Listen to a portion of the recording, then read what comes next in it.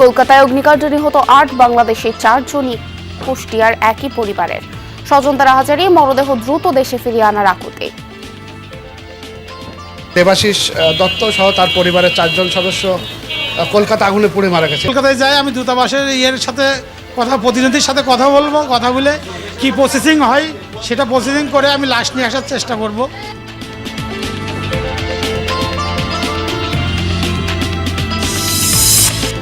রাজধানী সহ আশেপাশের জেলায় এখনো কাটেনি গ্যাস সংকট। অচল শত শত কারখানা। নরসিংদীতে 2 দিন ধরে আবাসিক ও বাণিজ্যিক সরবরাহ বন্ধ। আমরা গাড়ি চালাতে পারতাছি না, আমাদের বউ বাচ্চার খুলাই দিতে পারতাছি না। আজকান্দা কিছুদিন দিছিল, স্বাভাবিক ছিল, আবার এই সমস্যাটা হয়েছে, কিন্তু এটা নির্ধারিত কেউ দিতে পারতেছে না তথ্যটা যে এটা কবে সমাধান হইব। নড়াইল আদালতে মাত্র 9 কার্যদিবসে শিশু জান্নাত ধর্ষণ ও হত্যা মামলার রায় ঘোষণা। আসামি রবিউলের মৃত্যুদণ্ড, সন্তোষ প্রকাশ বাদীপক্ষের। যশোরে কোচবিলে অনুমোদন ছাড়াই মাছের ঘের গড়ে তুলেছে প্রভাবশালীরা। পানি নিষ্কাশনে পথ বন্ধ হওয়ায় জলাবদ্ধতা। চাষাবাদ নিয়ে বিপাকে 30,000 কৃষক। বাপ দাদারা 14 গোষ্ঠী এই বিলির ভাত, ধানের ভাত খাইয়ে বাঁচি রয়েছে। এখন আমরা ভাত পাচ্ছি না। গের না থাকলে আমি ধান পাইছি 3-4 বছর, আমার অনেক 3-4 ফসল হয়েছে। কিভাবে আমরা সামনে বর্ষাকালে জলাবদ্ধতার মৌসুমটা যখন আসছে তার আগে আমরা কিভাবে ধরেন অগ্রগতিটা 100% নিতে পারি সে বিষয় নিয়ে আলোচনা হচ্ছে। ভোলা সদর ও দৌলতখানায় মেঘনা নদীতে তীব্র ভাঙন। বিলীন হচ্ছে ঘরবাড়ি, ফসলি জমি। টেকসই বাঁধ নির্মাণের দাবি স্থানীয়দের। বাড়িঘর সহ 3বার করিয়া ভাঙছে। এখন আমরা রাস্তার উপর আইছি, রাস্তার উপর এখন আয়া নদী ধরছে। জায়গা জমি সব শেষ, কিন্তু এখন যদি নদীটা বান্ধন না হয়, যদি বান্ধা না হয়, কিন্তু আমরা থাকতে পারবো না। পিরোজপুর আটঘর কুরিয়ানায় জমজমাট হয়ে উঠেছে ঐতিহ্যবাহী ভাসমান নৌকার হাট। দূর দূরান্ত থেকে ভিড় জমাচ্ছেন পর্যটকরাও।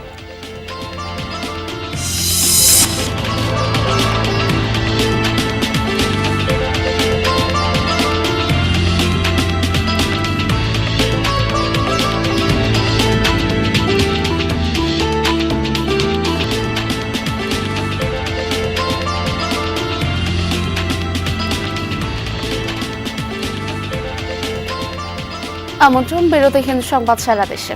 আপনাদের সঙ্গে আছি আমি স্নিগ্ধ পূরবী, আর এতক্ষণ দেখছিলেন শিরোনাম। কলকাতার নিউ মার্কেট এলাকার একটি হোটেলে ভয়াবহ অগ্নিকাণ্ডে প্রাণ হারিয়েছেন 8 বাংলাদেশি সহ 9 জন। ফ্রি স্কুল স্ট্রিটে শিখা ইন নামের এই আবাসিক হোটেলের 3য় তলায় বুধবার স্থানীয় সময় ভোররাতের দিকে আগুন লাগে। খবর পেয়ে দ্রুত উদ্ধার অভিযান শুরু করে স্থানীয় পুলিশ ও ফায়ার সার্ভিস। এই সময় দগ্ধ অবস্থায় উদ্ধার করা হয়েছে আরও 15 জনকে, যাদের মধ্যে 6 জন বাংলাদেশি। তাদের মধ্যে হোটেলের কয়েকজন কর্মীও রয়েছেন। SSKM হাসপাতালে চিকিৎসাধীন অবস্থায় রয়েছেন তারা। নিহতদের মধ্যে 2 নারী ও 1 শিশু রয়েছে। এদিকে প্রাথমিক ধারণা এসির বিস্ফোরণ থেকেই আগুনের সূত্রপাত। এই ঘটনায় পলাতক হোটেল মালিকের বিরুদ্ধে দায়ের করা হয়েছে মামলা। তার বাড়িতে তল্লাশি চালিয়েছে পুলিশ। ঘটনাস্থল পরিদর্শন করেছে পশ্চিমবঙ্গের নগর উন্নয়ন বিষয়ক মন্ত্রী অগ্নিমিত্রা পাল এবং রাজ্যমন্ত্রী কৌশিক চৌধুরী। এ সময় অব্যবস্থাপনা নিয়ে ক্ষোভ ছাড়েন তারা।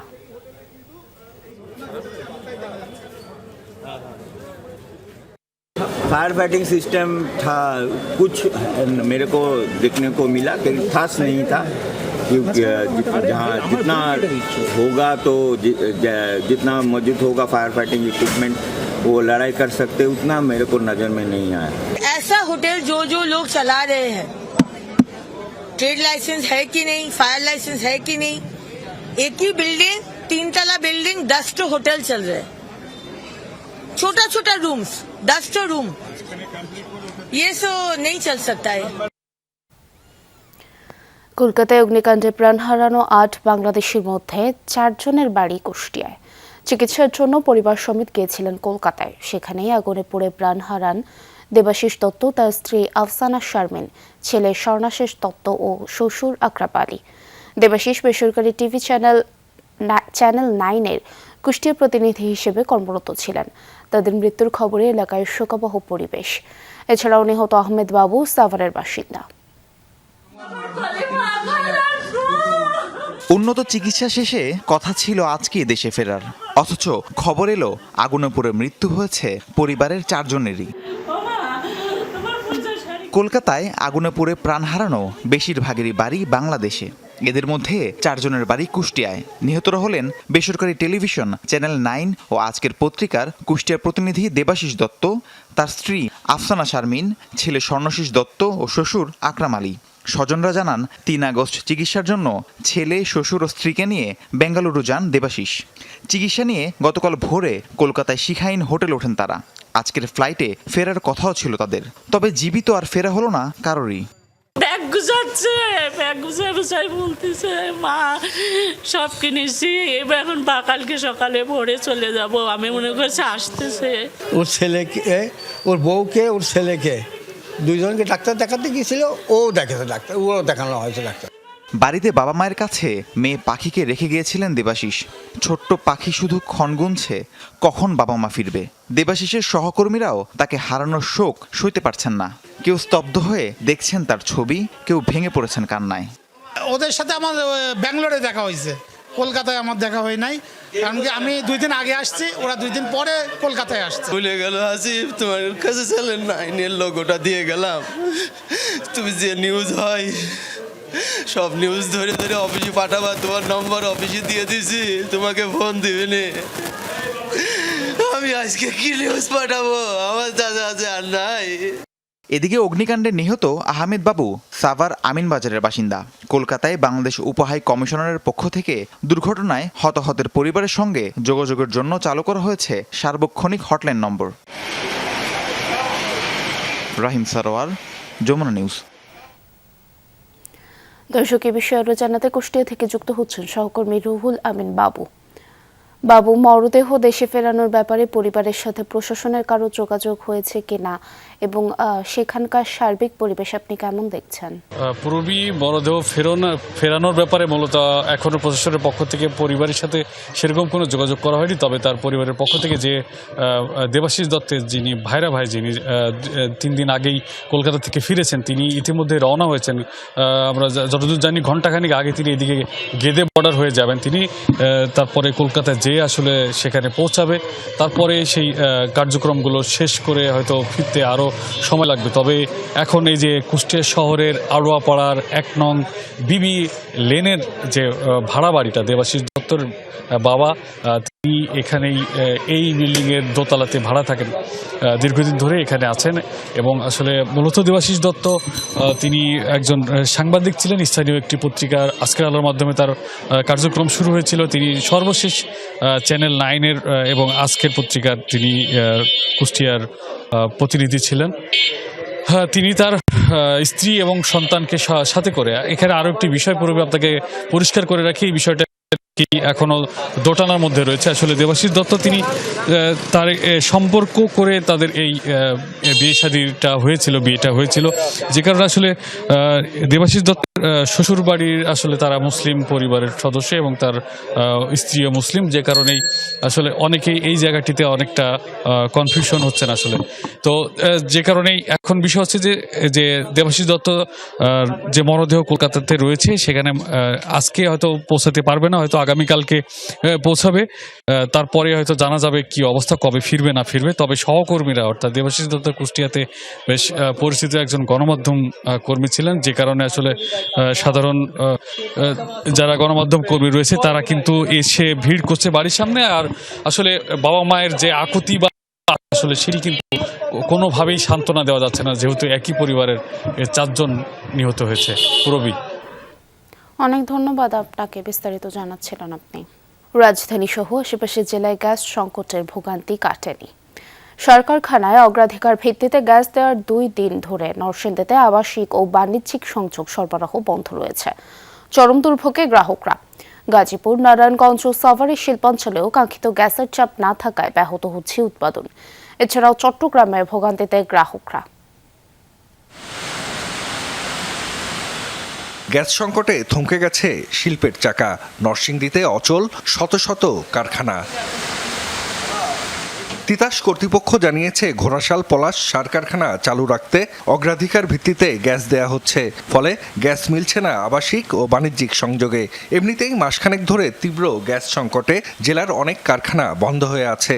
এর ওপর সোমবার দুপুর থেকে সরবরাহ পুরোপুরি বন্ধ রাখায় চরম বিপাকে শিল্প উদ্যোক্তারা। জীবিকা নিয়ে দুশ্চিন্তায় শ্রমিকরা। আমরা যারা শ্রমিক আছি, আমাদেরকে ছুটি দিয়ে দিয়েছে, তারা তো আর আমাদেরকে বেতন দিবে না, আমরা চলবো কি করে? প্রতিষ্ঠান অনির্দিষ্টকালের জন্য বন্ধ দেওয়া হয়েছে, কারণ গ্যাসের যে বর্তমান ক্রাইসিস চলতেছে সেই কারণে দেখা গেছে আমাদের প্রতিষ্ঠান টিকিয়ে রাখা সম্ভব না। 1 থেকে 2 মাসই গ্যাসের সমস্যার কারণে আমরা মিল কারখানা সামান্য চালাইছি, কিন্তু এখন দেখি একেবারে গ্যাস নাই। মালিক বলছে বেতন দিয়ে বন্ধ করে দাও, আমরা বন্ধ করে দিয়েছি। গাজীপুর, নারায়ণগঞ্জ, সাভার শিল্পাঞ্চলেও কাটেনি গ্যাসের সংকট। চাপ কিছুটা বাড়লেও তা পৌঁছায়নি কাঙ্ক্ষিত মাত্রায়। উৎপাদন ব্যাহত হওয়ায় তৈরি পোশাক শিল্পের সংকট আরও বাড়ছে। আগে আমি প্রায় 30 থেকে 35,000 পিস মাল আমরা প্রোডাকশন করতে পারতাম, এখন সেখানে এটা নেমে আসছে 5 থেকে 7,000 পিস। আমাদের এখন যারা পোশাক কারখানার মালিক আছে তাদের অবস্থা এখন উভয় সংকটের মধ্যে আছে, না পারতেছে চালাইতে, না পারতেছে বন্ধ করে দিতে। ভোগান্তিতে আবাসিক গ্রাহকরাও, বিশেষ করে নরসিংদীতে গ্যাস সরবরাহ পুরোপুরি বন্ধ থাকায় সিলিন্ডার কিংবা মাটির চুলাই হয়ে উঠেছে প্রধান ভরসা। সিএনজি পাম্পগুলোতেও দীর্ঘ অপেক্ষা যানবাহন চালকদের। সংকট নিরসন না হওয়ায় বাড়ছে ক্ষোভ। কালকা বিকাল 5টা বাজে আসছি, এখনো আমরা গ্যাস পাম্পে আমরা যেতে পারতেছি না। আমরা শুধু গ্যাসের জন্য আমরা হাহাকার করতেছি। কামাই করলে নিয়ে বউ বাচ্চারা খাওয়ামু না, খাওয়ামু কইতে আমরা কিভাবে রান্না করে খাই, সরকার যদি আমগুলো কথাটা না বুঝে না শুনে, তা আমরা কি কত কষ্ট করতেছি গ্যাসের জন্য।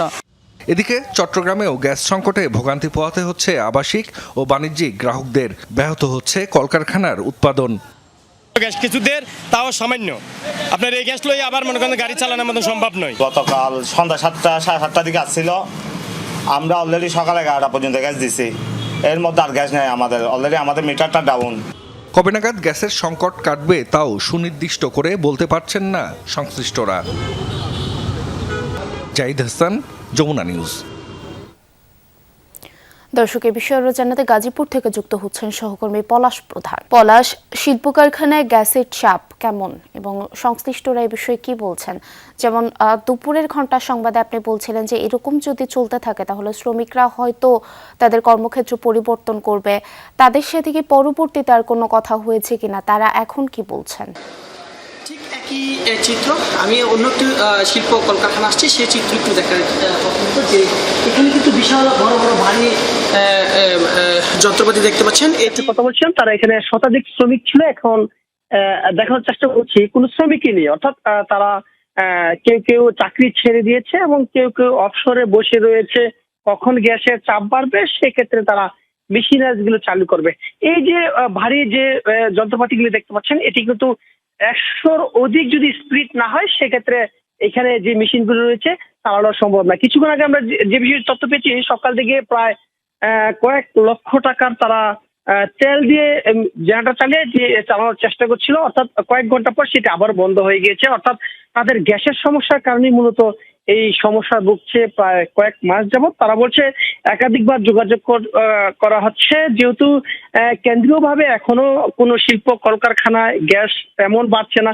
গত কয়েকদিন আগে যদি একটু বাড়ছিল, সেটা আবার আগের মতো হয়েছে। অর্থাৎ সবকিছু মিলে যেমন মালিকের একটি চাপ বাড়ছে, এর চেয়ে কয়েক গুণে চাপ বাড়ছে কিন্তু শ্রমিকদের। আমরা সারাদিনই কিন্তু শ্রমিকদের সাথে কথা বলার চেষ্টা করছি, তারাও বলছিল যে এই যে মাঝ পথে এসে যে তারা যে একটা আসলে উভয় সংকটে পড়েছে, চাকরি ছাড়বে কিনা ছাড়বে না, এই যে একটা টানাপড়া পড়েছে। মালিকের পক্ষ থেকে বলা হয়েছে যে এইভাবে যদি আসলে উৎপাদন ব্যাহত হয় সেক্ষেত্রে বায়ারদের যে টার্গেট সেটি আসলে অনেক দিকে সমস্যার সম্মুখীন হতে হচ্ছে। সব কিছু মিলে যদি বলি সেক্ষেত্রে বলবো যে এই গ্যাস সংকট নিয়ে অনেকটাই সর্বশ্রেণী, অর্থাৎ বিশেষ করে পোশাক শিল্প খাতে হযবরল অবস্থা রয়েছে। অনেক ধন্যবাদ পলাশ আপনাকে আমাদের সাথে যুক্ত হওয়ার জন্য। নড়াইলে 5 বছরের শিশু জান্নাতুলকে ধর্ষণের পর হত্যার ঘটনায় প্রতিবেশী রবিউল ইসলামকে মৃত্যুদণ্ড দিয়েছে আদালত। একই সঙ্গে তাকে 3 লাখ টাকা জরিমানা করা হয়। দুপুরে নড়াইল জেলা ও দায়রা জজ আদালতে শিশু সহিংসতা দমন ট্রাইব্যুনালের বিচারক শেখ সামিদুল ইসলাম এই রায় ঘোষণা করেন।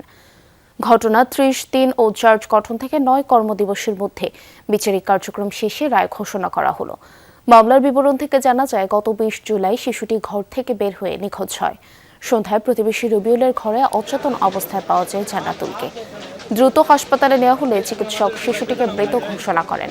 পরদিন রবিউলকে আটক করে পুলিশে দেয় স্থানীয়রা। ওই দিনই ধর্ষণের পর হত্যার অভিযোগে রবিউলের নাম উল্লেখ করে অজ্ঞাতনামাদের আসামি করে নড়াইলের সদর থানায় মামলা করেন শিশুর বাবা। পরে আদালতে দোষ স্বীকার করে জবানবন্দি দেয় রবিউল। দ্রুত সময়ের মধ্যে বিচারিক কার্যক্রম শেষ হওয়ায় সন্তুষ্টি প্রকাশ করেন স্বজনরা।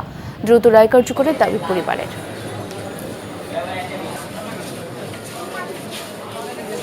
শর্ট টাইম এটাতে আমি এক পর্যায়ে খুশি, কিন্তু যখন কার্যকর হবে এই রায়, তখন রায় কার্যকর হলে আমি অনেক খুশি হবে এবং সেই কার্যকরের জন্য আমি দাবি জানাই। রায়টা হয়েছে দ্রুত, সরকারকে ধন্যবাদ জানাই, কিন্তু আমি সরকারের কাছে দাবি রাখতে চাই যে দ্রুত যেন কার্যকর হোক। প্রভাবশালী ঘের ব্যবসায়ীদের কারণে বিপাকে যশোরের 30,000 কৃষক। সরকারি অনুমোদন ছাড়াই পানি নিষ্কাশনের পথ বন্ধ করে কোচবিল করে তুলেছেন 15টি মাছের ঘের। এতে 3 ফসলি জমি এখন 12 মাসই জলাবদ্ধ থাকে। সরকারিভাবে তদন্তে একাধিকবার অনিয়মের প্রমাণ মিললেও নেওয়া হয়নি কোনো কার্যকরী ব্যবস্থা। যশোর মনিরামপুরের কৃষক আনসার আলী একসময় নিজ জমিতে বছরে 3 বার ধান ফলাতেন, কিন্তু এখন 12 মাসই জমি ডুবে থাকে পানিতে।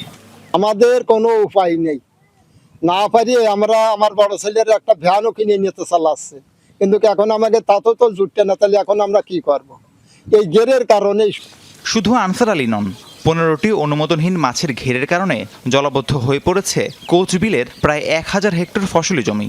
বিপর্যয়ের মুখে হাজারো কৃষক, এমনকি জমি ছাড়িয়ে পানি ঢুকে পড়ছে বাড়িঘরেও।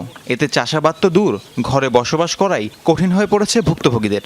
30,000 কৃষক এই জমি, এই বিলি চতুর্থ সাইডে, এরা সবাই ঘের করার পরে তো পানি বদ্ধ, এই বিলি আর ফসল হচ্ছে না। এর জন্য আমাকে বাড়িও পানি উঠে যাচ্ছে। আমরা এখন এই বিলির সারা বছর বাপ দাদারা 14 গোষ্ঠী এই বিলির ভাত, ধানের ভাত খাইয়ে বাঁচি রয়েছে। এখন আমরা ভাত পাচ্ছি না। ঘের না থাকলে আমি ধান পাইছি 3-4 বছর, আমার অনেক 3টে ফসল হয়েছে, কিন্তু এখন আমাকে বাড়ি পানি উঠতেছে। এসব অভিযোগের বিষয়ে জানে স্থানীয় প্রশাসন, এমনকি প্রশাসনের তদন্তে মিলেছে পানির নিষ্কাশনের ব্যবস্থা না থাকার সত্যতাও। তবুও নেওয়া হয়নি কার্যকরী কোনো পদক্ষেপ। ঘের মালিকরা বলছেন তদন্ত প্রতিবেদন দেয়া হয়েছে তাদের পক্ষেই। তারপরে আসিল সব নায়েব আসিল, আচ্ছা তারা তো আমাদের পক্ষের করছে, চাষিরা যেটা দাবি করেছে সেটা মাইনেই তো আমরা ঘের করেছি। জেলা মৎস্য কর্মকর্তা জানালেন, অনুমোদনহীন ঘের উচ্ছেদে বিদ্যমান আইনে সীমাবদ্ধতা রয়েছে। পুরো বিষয়টি খতিয়ে দেখে ব্যবস্থা নেওয়ার আশ্বাস দিলেন এসিল্যান্ড। আমাদের আইনে আরো অধিকতর সংশোধন করা লাগবে, এটা ব্যবস্থা নিতে হলে। কৃষি জমি করে করা হয়ে থাকে তাহলে আমি এটা ব্যবস্থা নেব। কোচবিলের জলাবদ্ধতা নিরসন বিষয়ে একটা কমিটি হয়েছিল, সেই কমিটি 7টা কন্ডিশন দিয়েছিলেন। তো সেই কন্ডিশনগুলোর ইমপ্লিমেন্টেশনের অগ্রগতি পর্যালোচনা এবং কিভাবে আমরা সামনে বর্ষাকালে জলাবদ্ধতার মৌসুমটা যখন আসছে তার আগে আমরা কিভাবে ধরেন অগ্রগতিটা 100% নিতে পারি সেই বিষয় নিয়ে আলোচনা হয়েছে। প্রশাসনের কাগজে কলমে তদন্ত আর আশ্বাস নয়, বাস্তবে কৃষিজমি রক্ষায় কার্যকরী পদক্ষেপ নেওয়ার দাবি ভুক্তভোগী কৃষকদের। রাহিম সারোয়ার, যমুনা নিউজ। টাঙ্গাইলের মধুপুরে আনারসের পাশাপাশি টপ লেডি জাতের পেঁপে চাষ করে স্বাবলম্বী হচ্ছেন অনেক কৃষক, কিন্তু এবার ভিন্ন জাতের চারা দিয়ে প্রতারণার অভিযোগ উঠেছে স্থানীয় এক ব্যবসায়ীর বিরুদ্ধে। কৃষকদের দাবি, টপ লেডির পরিবর্তে ভেজাল চারা দেওয়ায় ক্ষতি হয়েছে 4 কোটির বেশি টাকা। মৌসুমে ফল না আসায় অনেকেই গাছ কেটে নতুন করে চারা রোপণ করেছেন। বাড়তি মুনাফার আশায় আনারসের পাশাপাশি জমিতে উচ্চ ফলনশীল পেঁপের চারা রোপণ করেছিলেন টাঙ্গাইল মধুপুরের কৃষকরা, কিন্তু মৌসুমে এসে ফলের দেখা তো নেই, উল্টো খেতেই নষ্ট হয়ে আছে অনেক গাছ। অভিযোগ, স্থানীয় ব্যবসায়ী শাহজাহান আলীর কাছ থেকে টপ লেডি জাতের প্রায় ৭১,০০০ চারা কিনেছিলেন ২২ জন কৃষক। সার পরিচর্যা সহ প্রতি গাছে খরচ হয় অন্তত ৭০০ টাকা। তবে চারা বড় হতেই স্পষ্ট হতে থাকে ক্ষতির পরিমাণ। ৭০ থেকে ৮০% চারাই মিলেছে বিজাতের। ভুক্তভোগীদের দাবি, আর্থিক ক্ষতির পরিমাণ দাঁড়িয়েছে ৪ কোটি টাকারও বেশি। টপ লেডি বলে আমাদের কাছে বিক্রি করছে, আমরা নিয়ে লাগানোর পরে যখন ফুল আসে তখন আসলে কোনো টপ লিডি না। শতকরায় 70% হলো আপনার কুজাত আর 30% হলো টপ লেডি। ৫,০০০-এর মধ্যে আপনার 3000 চারা অন্য জাত হয়ে গেছে গা। অন্য জাত হওয়াতে আমার বাগানটা অনেক ক্ষতিগ্রস্ত হয়েছে গা। কিছু গাছ কাইটা পরে ফালাই দিয়া পরে বাগান আর কি এইভাবে রাখছি। এখন আপাতত আমি লস প্রজেক্টে আছি। অভিযোগের বিষয়ে ক্যামেরার সামনে কোনো কথা বলেননি ব্যবসায়ী শাহজাহান আলী। আমার মাথা মতো কাজ করে না, দরকার নেই। ওইদিন বলছিলাম খুব সমস্যা, মাথা কাজ করে না। এদিকে তদন্তে অভিযোগের সত্যতা মিললেও কৃষি আইনে এমন প্রতারণার বিরুদ্ধে সরাসরি ব্যবস্থা নেওয়ার সুযোগ কম বলছে কৃষি বিভাগ। চাষিদের মাঝে মৌখিক চুক্তির ভিত্তিতে বিক্রয় করেন, যেহেতু এখানে আমরা তদন্ত করতে গিয়ে কোনো প্রকার লেনদেনের কোনো চুক্তি বা তাদের যে মেমো এরকম কোনো কিছু পাইনি। তো এই কারণে আমরা আসলে কৃষি অফিস বা উপজেলা কৃষি অফিস থেকে সরাসরি কোনো অ্যাকশন তার বিরুদ্ধে নিতে পারছি না। কৃষিতে এটি যেহেতু একটি পণ্য, চারাটি একটি পণ্য এবং সেক্ষেত্রে সে প্রতারিত হয়েছে, এটা আমার মনে হয় যে ভোক্তা অধিকার হয়তো তাদেরকে প্রতারিত হওয়ার কারণে তারা কোর্টে যেতে পারে এবং ভোক্তা অধিকার এটি মামলা করতে পারে। কারণ এটি এখন আমাদের এমন কোনো কৃষি আইন নাই যার মাধ্যমে কৃষি বিভাগ আইনিভাবে তাদেরকে ধরতে পারে। ফসলের চারা বাছাই ও রোপণের আগে কৃষি বিভাগের পরামর্শ নেওয়ার তাগিদ সংশ্লিষ্টদের। সাইফ আহমেদ, যমুনা নিউজ। রাজবাড়ীর পাংশায় একটি মিলে মোটর চুরির অভিযোগে এক যুবককে পিটিয়ে হত্যা করা হয়েছে। ভোরে উপজেলার কসবা মাঝাইল এলাকায় এই ঘটনা ঘটে। স্থানীয়রা জানায় মোটর চুরি করে পালানোর সময় জজ আলীকে আটক করে কয়েকজন, পরে তাকে মারধর করা হয়। খবর পেয়ে পুলিশ গিয়ে জজ আলীকে উদ্ধার করে হাসপাতালে নিয়ে যায়। চিকিৎসক তাকে মৃত ঘোষণা করেন। ঘটনা তদন্ত করে দেখা হচ্ছে বলে জানিয়েছেন পুলিশের কর্মকর্তারা। ভোলায় মেঘনা নদীর ভাঙন ভয়াবহ রূপ নিয়েছে। সদর উপজেলার শিবপুর ও দৌলতখান উপজেলার মেদুয়া ইউনিয়নের প্রায় 4 কিলোমিটার এলাকায় প্রতিদিনই নদীগর্ভে বিলীন হচ্ছে ফসলি জমি, বসতঘর ও দোকানপাট। ভাঙন ঠেকাতে জিও ব্যাগ ফেলা হলেও কমছে না নদীর আগ্রাসন।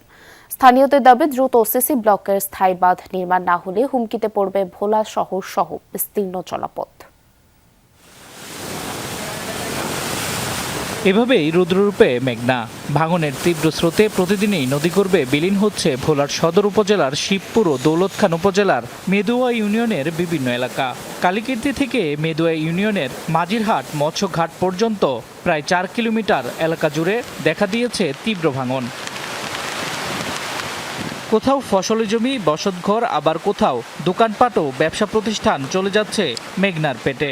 ইতোমধ্যে নদীগর্ভে বিলীন হয়েছে শিবপুরের ভোলারখাল মৎস্যঘাট। ভাঙন ঠেকাতে পানি উন্নয়ন বোর্ডের পক্ষ থেকে বারবার জিও ব্যাগ ও জিও টিউব ডাম্পিং করা হলেও থামছে না নদীর আগ্রাসন। বাড়িঘর সহ 3বার করিয়া ভাঙছে। এখন আমরা রাস্তার উপরে আইছি, রাস্তার উপর এখন আয়া নদী ধরছে। নদী 7 ডঙ্গা দিছে যে আমার ঘর জায়গা জমি যা আছিল সব নদী লিয়েছে। মাছঘাট ছিল প্রায় 2 থেকে 2.5 কিলো সামনে, সেখান থেকে আমরা ভাঙতে এই পর্যন্ত 6-7 বার ভাঙা হয়েছে আমাদের ঘাট। জায়গা জমি সব শেষ, কিন্তু এখন যদি নদীটা বান্ধন না হয়, যদি বান্ধা না হয়, কিন্তু আমরা থাকতে পারব না। স্থানীয়দের অভিযোগ, কয়েক বছর ধরে এই এলাকায় ভাঙনের তীব্রতা বাড়লেও স্থায়ী সমাধানে নেওয়া হয়নি কোনো উদ্যোগ। বারবার জিও ব্যাগ ফেলে সাময়িকভাবে ভাঙন ঠেকানোর চেষ্টা চলে। তাদের অভিযোগ, জিও ব্যাগের কাজের সঙ্গে ঠিকাদারদের স্বার্থ জড়িত থাকায় স্থায়ী সমাধানে কোনো উদ্যোগ নেওয়া হচ্ছে না। নদী ভাঙতেছে, বস্তা দিয়েছে, বস্তা থাকতেছে না। সরকারি টাকাটা কিভাবে এইভাবে দিলে তো অনাচার করে কোনো লাভ নেই। আমাদের ভালো পদক্ষেপ নেওয়া উচিত। কতবার এই ব্যাগ দিতে আছে, কোনো লাভ হইতেছে না। তা আমাদের লাভ কি? তা আমাদের লাভ, যেটা আমাদের লাভ হবে সেটা আমার দিতে হবে। আমার দিতে হবে ব্লক, সিসি ব্লক। এছাড়া আমার কোনো দাবি নেই। পানি উন্নয়ন বোর্ড যদি মনে করতো যে জিও ব্যাগের পরিবর্তে আরসিসি ব্লক হাতে এই প্রকল্পটা নিত, তাহলে কিন্তু এতদিনে বাঁধও স্থায়ী হতো এবং আর ভাঙতো না। এসব অভিযোগের বিষয়ে পানি উন্নয়ন বোর্ড বলছে, সিসি ব্লকের বাঁধ নির্মাণ অত্যন্ত ব্যয়বহুল। রাজস্ব খাতের সীমিত বাজেট দিয়ে এ ধরনের স্থায়ী প্রকল্প বাস্তবায়ন সম্ভব নয়। প্রায় প্রতি কিলোমিটারে 100 কোটির উপরে বরাদ্দ প্রয়োজন হয়, যেখানে আমার বাৎসরিক বাজেট থাকে 2 কোটি 3 কোটি টাকা বা এর কাছাকাছি। সুতরাং এটা কোনোভাবে যেতে ওই ব্যয় থেকে মেটানো সম্ভব নয়। সেজন্য উন্নয়ন রাজস্ব মেনটেন্যান্স বাজেট থেকে জিও ব্যাগের কাজই করা হয়। এখান থেকে ব্লকের কাজটা বাস্তবায়ন সম্ভব নয়। ভাঙন রোধে সিসি ব্লকের বাঁধ নির্মাণের দাবিতে এরই মধ্যে কয়েক দফা পানি উন্নয়ন বোর্ড কার্যালয় ঘেরাও কর্মসূচি পালন করেছেন শিবপুর ও মেদুয়া ইউনিয়নের ভাঙন কবলিত বাসিন্দারা। শামস তাবরিজ উচ্ছ্বাস, যমুনা নিউজ। বর্ষা এলেই পানিতে ভেসে ওঠে দক্ষিণাঞ্চলের চিরচেনা জনপদ আর সেই বর্ষাকে ঘিরেই পিরোজপুরের আটঘর কোরিয়ানায় বসে 100 বছরের ঐতিহ্যবাহী ভাসমান নৌকার হাট। সপ্তাহে 2 দিনের এই হাটে বিক্রি হয় শত শত ছোট নৌকা। স্থানীয় মানুষের দৈনন্দিন কাজের পাশাপাশি এই হাট এখন পর্যটকদের কাছেও হয়ে উঠেছে আকর্ষণের কেন্দ্রবিন্দু। পানিতে ভাসছে সারি সারি নৌকা, ডাঙায়ও লাইন দিয়ে রাখা শত শত নৌকা। ছোট বড় নানান রং আর আকৃতির নৌকা একসঙ্গে চোখে পড়লে মনে হবে এ যেন নৌকারই এক আলাদা রাজ্য। বর্ষা এলেই পিরোজপুরের নেসারাবাদ উপজেলার আটঘর কোরিয়ানায় বসে 100 বছরের ঐতিহ্যবাহী এই ভাসমান নৌকার হাট। সপ্তাহে প্রতি শুক্রবার ও সোমবার বসে হাট। নানা আকৃতি আর ডিজাইনের নৌকা নিয়ে ভিড় করেন কারিগর ও ব্যবসায়ীরা। 3 মাসের মৌসুমি এই হাটে সকাল থেকে বিকেল পর্যন্ত চলে বেচাকেনা। ক্রেতাদের চাহিদার কথা মাথায় রেখে রয়েছে নানা আকার ও দামের নৌকা। আমি নৌকা আনছি 30টা 32টা, তো 3টা কেনা বেচা হয়েছে। তো নৌকার দাম এবার ধরেন নিচে 2500 থেকে উপরে আছে, ধরেন 3500 4000 5000 টাকা আছে। আমাদের এই এলাকায় যারা নৌকা কিনে তারা বিশেষ করে পেয়ারা এবং আমরা কাজে নিয়োজিত আর কি এটা ব্যবহার করে, এবং এই হাটে প্রতি হাটবার 4 থেকে 5 লাখ টাকা বিক্রি হয়। দূর দূরান্ত থেকে মানুষ লোকজন আসতে আছে ক্রয় করতে। এই নৌকা আমাদের সমস্ত জালকাঠি, বরিশাল, চামড়া, নেয়ামতি, বেতাগি এই সমস্ত এলাকায় এই নৌকাগুলো চলে যায়, আর এই বর্তমান এলাকায়ও চলে। দক্ষিণাঞ্চলের বিভিন্ন জেলা থেকে হাটে আসেন ক্রেতারা। চম্বল, মেহগনি, করই ও রেন্টি কাঠ দিয়ে তৈরি এসব নৌকা ব্যবহার হয় মাছ ধরা, পণ্য পরিবহন সহ নানা প্রয়োজনে। ভাসমানে হাট দেখতে ভিড় করেন পর্যটকরাও। অনেক নৌকা আছে দেখছি, কিন্তু দামটা একটু বেশি, গতবারের তুলনায় 1000-1200 টাকা নৌকা প্রতি বেশি। আমার মতন বিভিন্ন স্থান থেকে মানুষ এসেছে, বিদেশি পর্যটকের সাথেও আমার দেখা হয়েছে। তবে এখানে যে যাতায়াত ব্যবস্থা এবং এখানে যদি থাকার যদি কোনো ব্যবস্থা থাকতো, সরকার যদি এদিকে একটু নজর দিত, মনে হয় এটাকে একটা পর্যটন এরিয়া হিসেবে ঘোষণা করতে পারত। এই নৌকার দীর্ঘ ইতিহাস রয়েছে এবং এই নৌকার শিল্পের সাথে অসংখ্য কারিগর জড়িত। এই নৌকার স্থানীয় চাহিদা থাকার পাশাপাশি দেশের বিভিন্ন প্রান্তে এই নৌকার চাহিদা আছে। আধুনিকতার ছোঁয়ায় অনেক কিছু বদলে গেলেও এই নৌকার হাট ধরে রেখেছে তার ঐতিহ্য। যথাযথ উদ্যোগ ও সংরক্ষণে শতবর্ষী হাট হয়ে উঠতে পারে দেশের অন্যতম আকর্ষণীয় জলভিত্তিক পর্যটন কেন্দ্র। শামস তাবরিদ উচ্ছ্বাস, যমুনা নিউজ। টাঙ্গাইলের বংশে নদীর তীরে শ্রাবণের শেষ দিনগুলোতে বসে লোকজ ঐতিহ্যের ব্যতিক্রমী আয়োজন শাওনে ডালা উৎসব। স্থানীয় লোকসংস্কৃতির সঙ্গে গভীরভাবে জড়িয়ে থাকা এই উৎসবের মূল বিষয়বস্তু মনসামঙ্গল কাব্য। বংশী নদীর পাড়ে আয়োজিত এই উৎসবকে ঘিরে স্থানীয়দের মাঝেও তৈরি করা হয়েছে ব্যাপক আগ্রহ। লোকগান, পালাগান ও ঐতিহ্যবাহী পরিবেশনার মধ্য দিয়ে উৎসবটি হয়ে উঠেছে গ্রামীণ সংস্কৃতির এক মিলন মেলা। টাঙ্গাইল থেকে সহকর্মী শামীম আল মামুনের পাঠানো ছবিতে থাকছে উৎসবের খণ্ডচিত্র।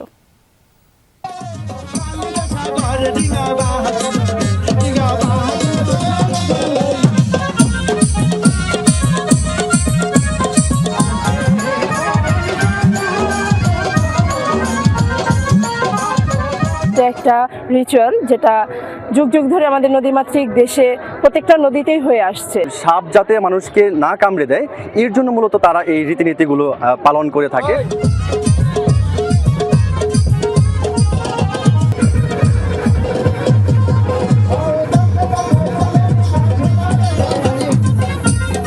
বাংলাদেশের মধ্যে যে একটা বহুমাত্রিক বিশ্বাসের স্থান আছে, সেটা নিয়ে আমাদের সবার গর্ববোধ করা উচিত। সবাই সহযোগিতা করে আমাদেরকে, সবাই ভাই বোন একসাথে চলাফেরা করি, একসাথে নৌকা নিয়ে আমরা আসি।